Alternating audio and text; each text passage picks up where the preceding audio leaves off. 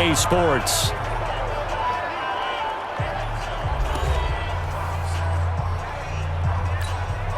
So the line of scrimmage all the way up to midfield now as they've got it 1st and 10. Now it's the backup Gabbert.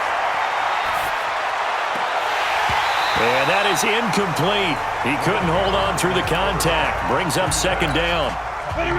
Even without a ton of pressure in his face, it just shows how difficult it is to pick apart his own defense. Those guys are sitting back, and they're not playing receivers as much as they're playing the eyes of the quarterback and when he delivers the ball. And they'll get him down as he's inside the 40. A gain of 13. It's a 1st down. Only one way to describe Ronald Jones' rookie season with Tampa Bay, and that's disappointing. Drafted to be their lead runner, just 23 carries on a team that ranked 29th in the NFL in rushing. Now Jones. And he'll snag about 5 yards down to the 32. That's a strong pickup right there on 1st down, and as this drive goes on, we're seeing an offensive line and running game imposing its will.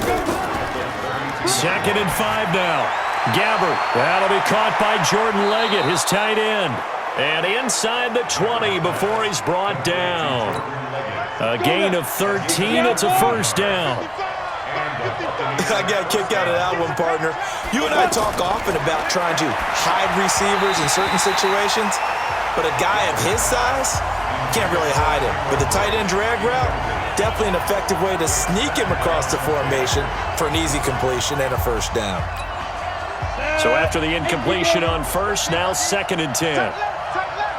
We got 4. They go back to the ground with Jones. And not even back to the line of scrimmage this time as they're on him quickly once more. It'll wind up being a loss of 2. And they'll be facing a 3rd and 12. Plays like we just saw there, that's why they're up right now. And the defense, they're doing their job. Yeah, it starts with the guys up front. So when you talk with GMs who are putting together a team, a lot of them say we're going to build from the inside out, because if you control the line of scrimmage, you control the rest of the ball game, and that's what we're seeing here. They're actually playing in the offense's backfield, not necessarily just playing at the line of scrimmage. One hallmark of good defenses is understanding the game, understanding positioning, and tackling immediately in the secondary after catches. I think we just saw that on display right there. Got to him before he ever had a chance to think about turning it upfield. So the field goal there caps what winds up to be an 11-play drive. Well, partner, that's a lot of offense to run there to only get 3 points. So I just wonder, are they going to recycle those plays because they were successful in getting 3?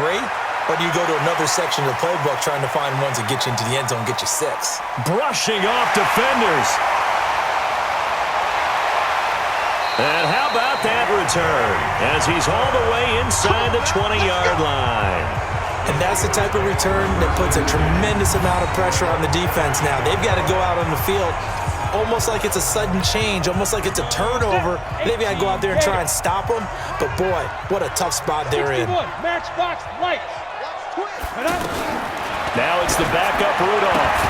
And he is caught at the 7-yard line.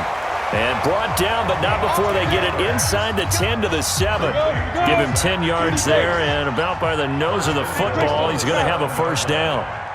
When an offense reads blitz, doesn't matter where it's coming. Pushing and fighting his way in for a Steeler touchdown. Taking it in from 7 yards away. And the Steelers find a way to stretch their lead. And there he had to break multiple tackles to earn that touchdown. Bottom line, he earned that touchdown. Indeed he did. That was pretty much a get-off-of-me run and all the way into the end zone. Extra point put through by Boswell. And the lead is up to 18 now. They had the short field, and they made quick work of it. Just 2 plays to get into the end zone. The kickoff team on the field now as they will send this one away. This is taken about 7 yards deep. And no run back here. This will be a touchback, and it comes out to the 25-yard line. 90 Wolf. Oh, yeah, I'm coming. But now. Off the play fake, Gabbert.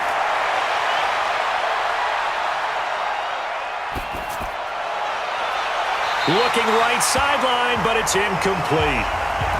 It's been my observation there's been a nice variety of play calling defensively. You and I often talk about an offense's ability to keep a defense off balance with what they're doing. I think the converse has been true in this game. Yeah, I think you're right. They seem to have gone off tendency quite a bit, but only the second quarter, a lot of time to change things. The Bucs on third down. They've only converted once in 4 tries. This is 3rd and 11. 2 minutes remaining in this first half of football. Coming up at the half, a reminder we go back to Orlando to check in with Jonathan Coachman. He'll have a look back at our first half as well as a look ahead to what's coming up later this weekend. And he won't be close to a first down as he runs into a wall right around the line of scrimmage.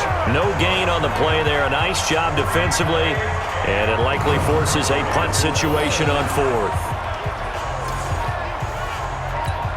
Here's Bradley Pinion now as he's on to punt for Tampa Bay.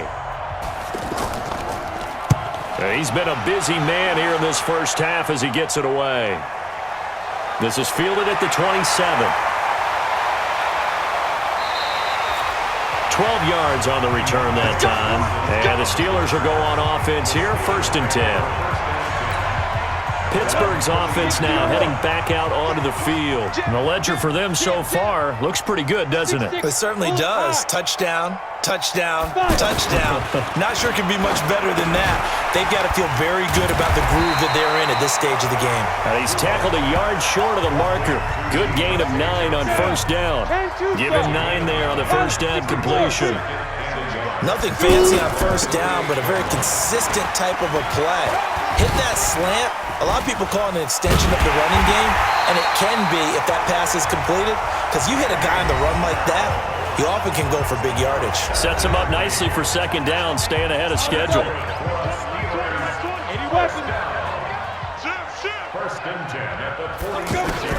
On 1st and 10, Rudolph.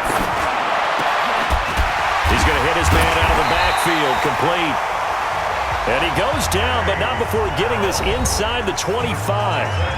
Now the Steelers use the second of their 3 timeouts as they get it right at the 32nd mark of this first half. They'll go with Snell here on first down.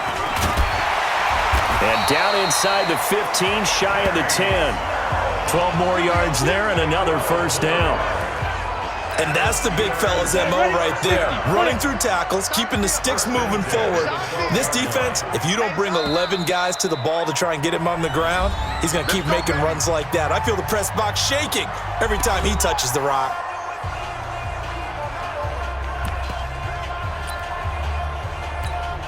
So 3 seconds here remain in the half. On is the field goal unit to see about getting 3 points. Boswell's kick is good, and that will do it for this first half. So we have reached halftime in our first preseason matchup of the year. As we'll head down to Orlando, that's where we find our man Jonathan Coachman at our EA Sports Halftime Report. Coach. Okay, Brandon, thanks very much. Back to you guys in just a minute as we've started the countdown to opening night. 3 more weeks of preseason action follow this, and then we get it all started less than 1 month from tonight. In our game, most of the starters have made their cameo and departed, but plenty of youngsters out there with a lot to gain or lose as we get you right back out to Brandon Gaudin.